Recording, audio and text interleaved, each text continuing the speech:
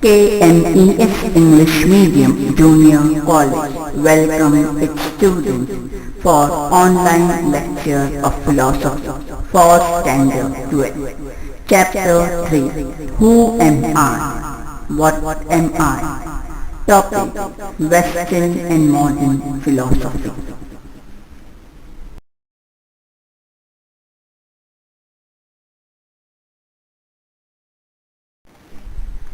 Students, in today's lecture of Chapter 3, Who am I and what I am, we are going to study about the two topics, Western philosophy and modern philosophy.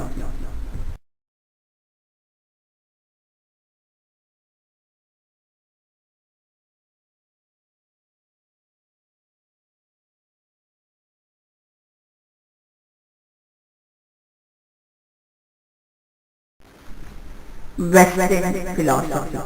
It is observed that since pre-Socrates period, Western philosophy has been asking questions over the nature of human self or I. All you must have studied the Pythagoras theorem in geometry. Did you know Pythagoras was an ancient Greek philosopher? Pythagoras considered philosophy as a way of life. He had even established a sect of those who followed his path. The philosophy of Pythagoras and his sect is known as Pythagorean philosophy. Like the Sankhya tradition of India, this philosophy too asserts that human being is a combination of body and soul. They accepted both the notion of rebirth and the immortality of the soul. They were of the belief that the body is a cage that traps the soul, and the objective of the soul is to free itself. On the contrary, Democritus being a materialistic, believed that the soul is essentially material in nature. According to his view, the soul is created from the soft and round item of fire. However, he rejected the immortality of the soul. There were other philosophers also, Western, Plato, Aristotle and Rene Descartes, whereas modern philosophers, David Hume. Their view regarding the soul, let us see.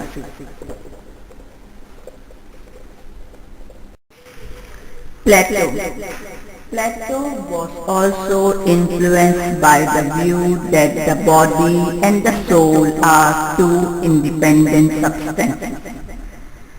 Pythagoras and Plato were the only two philosophers in the mainstream of Western philosophy who have accepted the idea of rebirth and liberation.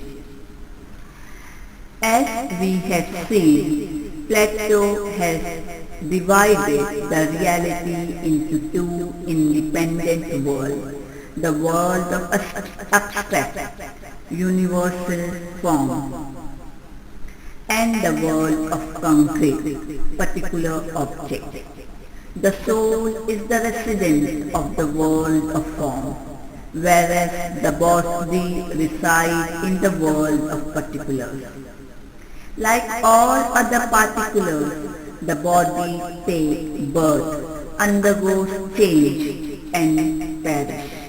The soul, however, never changes. It is neither created nor destroyed. When it is in the world of form, it has knowledge of the universe and form. When the soul gets connected to the body, it forgets that knowledge. Although the particular object remains the soul of the world of form, it recollects the knowledge only through the study of philosophy. The soul is basically indivisible. However, the soul that is bounded with the body comprised of three particles, namely reason, desire and appetite. Plato has asserted that these three parts must remain in balance and the passion and desire must always remain under control too of reason. Aristotle. According to Aristotle, only the world of particulars exists. The form of essence do not exist in any other world, but are incorporated in the particles themselves. Every particular object is made of both the material substance and the form. One can never experience the formless matter or a formless form. There is a combination of matter and form even in the living being. What distinguishes living being from the non-living thing is that they are mobile. They can move themselves.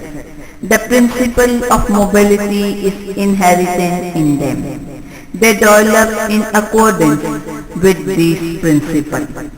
Every living being has potentiality to form certain functions. Development is the actualization of these potentialities. The form of the body of the living being is as per their potentiality to form specific functions.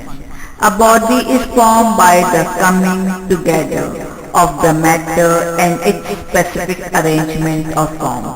According to Aristotle, this form is the soul. We also believe that all living beings have souls. We classify them into a hierarchy order as per their potentiality, plant, animal and human.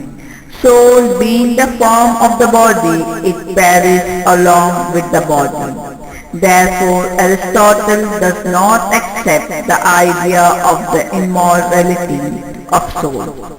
Rationality is the essential characteristic of human soul. Animals and plants are not rational. That is why we say that it is beneficial for human beings to live in accordance with reason or to live a rational life. The medieval philosophy was mainly influenced by the Christian religion idea. According to this concept, man is a combination of material body and a conscious soul. The body is perishable, whereas the soul is immortal, which means that it survives even after the destruction of the body.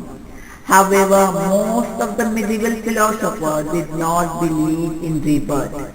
They believed that the God has created the universe out of nothing, and the man is his most cherished creation. It was their belief that God created man in his own image.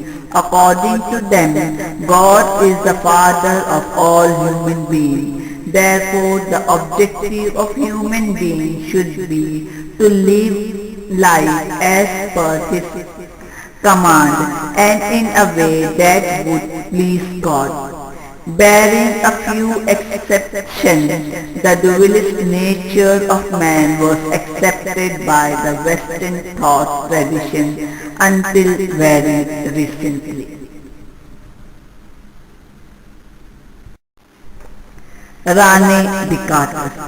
All the philosophers who embrace both realism and dualism have accepted the dual nature of man.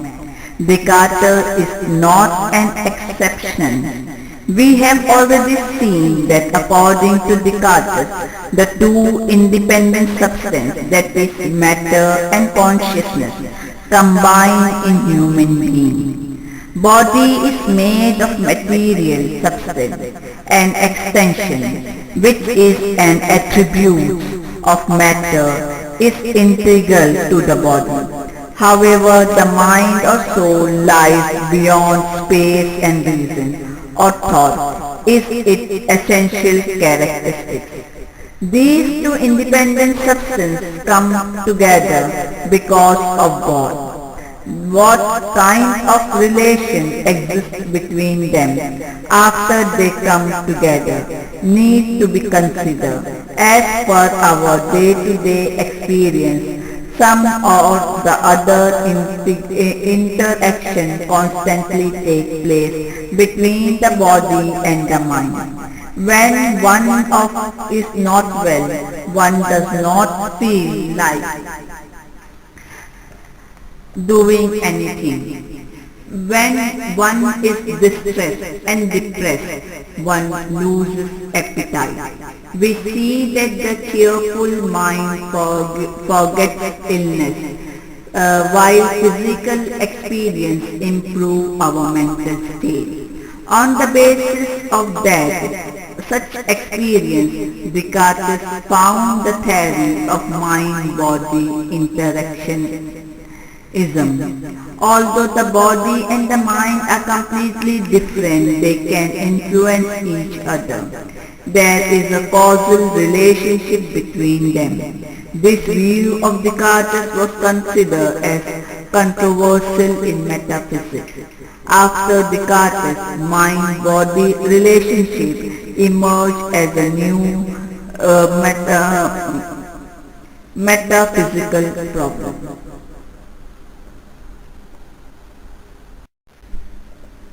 David Hume.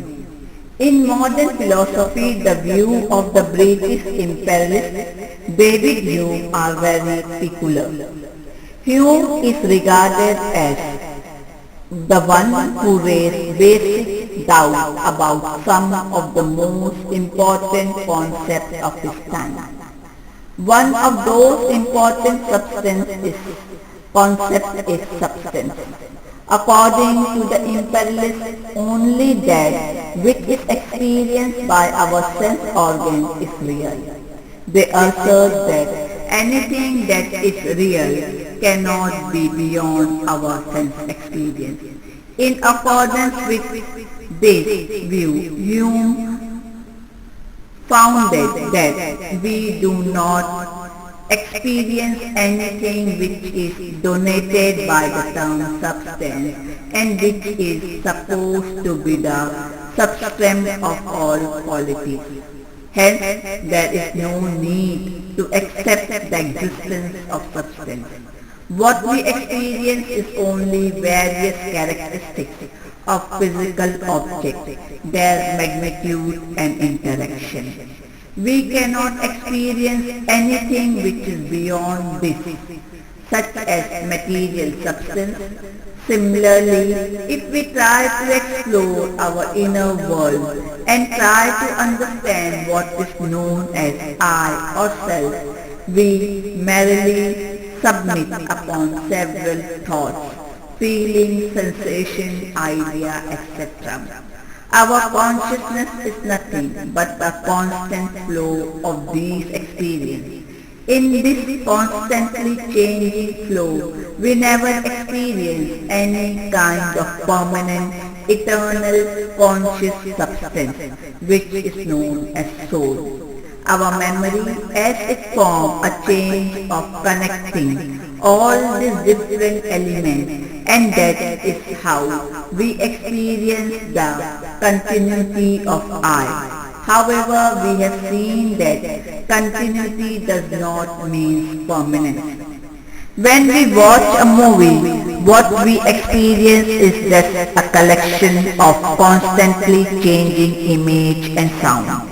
It is not a single picture, but it is a series that presents several pictures together. It is a motion picture.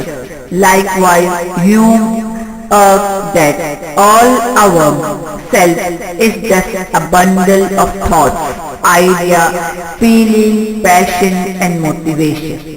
The most recent development in Western philosophical thought with reference to the concept of self are influenced by modern scientific research of artificial intelligence, neuroscience and other branches of science.